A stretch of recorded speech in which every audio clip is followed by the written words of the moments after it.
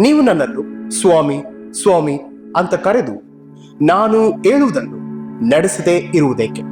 ಲೂಕನ ಬರೆದ ಸುವಾರ್ತೆ 6ನೇ ಅಧ್ಯಾಯ ವಚನ 46. ಯೇಸುವಿನ ಎಲ್ಲಾ ಪ್ರಶ್ನೆಗಳಲ್ಲಿ ಈ ಪ್ರಶ್ನೆಯು ಕೂಡ ಬಹಳ ಪ್ರಾಮುಖ್ಯವಾದದ್ದು. ಯೇಸು ಪರ್ವತ ಪ್ರಸಂಗದಲ್ಲಿ ಜನರ ಜೀವನದ ಕುರಿತು ಮಾತನಾಡುವಾಗ ಈ ಪ್ರಶ್ನೆಯನ್ನು ಕೇಳುತ್ತಾನೆ. ಯೇಸು ಪರ್ವತ ಪ್ರಸಂಗದಲ್ಲಿ ಒಬ್ಬ ವ್ಯಕ್ತಿ ಈ ಲೋಕದಲ್ಲಿ ಹೇಗೆ ಜೀವಿಸಬೇಕು ಎಂಬುದರ ಕುರಿತಾಗಿ ಬಹಳ ಸೂಕ್ಷ್ಮವಾಗಿ ವಿವರಿಸುತ್ತಾನೆ. ಯೇಸುವಿನ ಈ ಪ್ರಶ್ನೆಯನ್ನು ಮತ್ತಾಯ ಮತ್ತು ಲೂಕನ ಸುವಾರ್ತೆಯಲ್ಲಿ 2 ವಿಭಿನ್ನ ರೀತಿಯಲ್ಲಿ ವಿವರಿಸಲಾಗಿದೆ.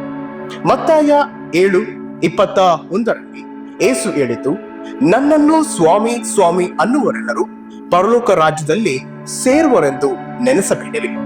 ಇದರ ಅರ್ಥವೇನೆಂದ್ರೆ, ಯಾವ ವ್ಯಕ್ತಿಯೂ ಕೂಡ ಬರೀ ತನ್ನ ಮಾತಿನ ಮೂಲಕ ದೇವರ ರಾಜ್ಯಕ್ಕೆ ಸೇರುವುದೇ ಇಲ್ಲ.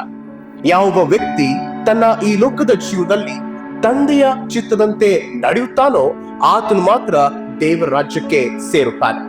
ಲೂಕನ ಸುವಾರ್ತೆ 6:46 ಯೇಸುವಿನ ಈ ಪ್ರಶ್ನೆಯನ್ನು ಇನ್ನೊಂದು ಅರ್ಥದಲ್ಲಿ ವಿವರಿಸಲಾಗಿದೆ. ನೀವು ನನ್ನನ್ನು ಸ್ವಾಮಿ ಸ್ವಾಮಿ ಅಂತ ಕರೆದು ನಾನು ಹೇಳುವುದನ್ನು ನಡೆಸದೇ ಇರುವುದೇಕೆ? ನಾವು ಅನೇಕ ವೇಳೆ ನಮ್ಮ ಮಾತಿನ ಮೂಲಕ ಕ್ರಿಸ್ತನೇ ನಾನು ನಿನ್ನನ್ನು ಹಿಂಬಾಲಿಸುತ್ತೇನೆ ಮತ್ತು ನಿನ್ನ ಆಜ್ಞೆಗಳಿಗೆ ವಿಧೇಯನಾಗುತ್ತೇನೆ ಎಂದು ಹೇಳುತ್ತೇವೆ. ಆದರೆ ನಮ್ಮ ದೈನಂದಿನ ಜೀವನದಲ್ಲಿ ನಮ್ಮ ಮಾತಿನ ಪ್ರಕಾರ ನಡೆಯುವುದಿಲ್ಲ. ನಾವು ಯಾವಾಗಲೂ ನಮ್ಮ ಮಾತಿನ ಮೂಲಕವೇ ಅಲ್ಲದೆ ನಮ್ಮ ಜೀವನದ ಮೂಲಕವೂ ಯೇಸುವಿನ ಬೋಧನೆಯಂತೆ ಜೀವಿಸಿದರೆ ಆಗ ನಮ್ಮ ಜೀವನ, ನಮ್ಮ ಮನೆ, ನಮ್ಮ ಕುಟುಂಬ ಸುರಕ್ಷಿತವಾಗಿರುತ್ತದೆ. ನಮ್ಮ ಮಾತು, ನಮ್ಮ ಜೀವನ ಎರಡೂ ಒಂದೇ ಆಗಿರಬೇಕು.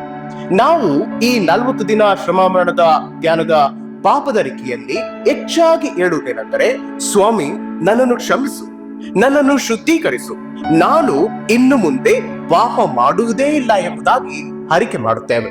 ಆದರೆ 40 ದಿನಗಳು ಮುಗಿದ ಮೇಲೆ ನಾವು ಸಂಪೂರ್ಣವಾಗಿ ನಮ್ಮ ಮಾತುಗಳನ್ನು, ನಮ್ಮ ಪಾಪದರಿಕೆಯನ್ನು ಮರೆತು ಮತ್ತೆ ಪಾಪದ ಜೀವನವನ್ನೇ ನಡೆಸುತ್ತೇವೆ.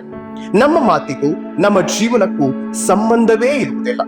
ದೇವರು ಈ ರೀತಿಯ ಪಾಪದರಿಕೆಯನ್ನು ಎಂದಿಗೂ ಒಪ್ಪಿಕೊಳ್ಳುವುದಿಲ್ಲ.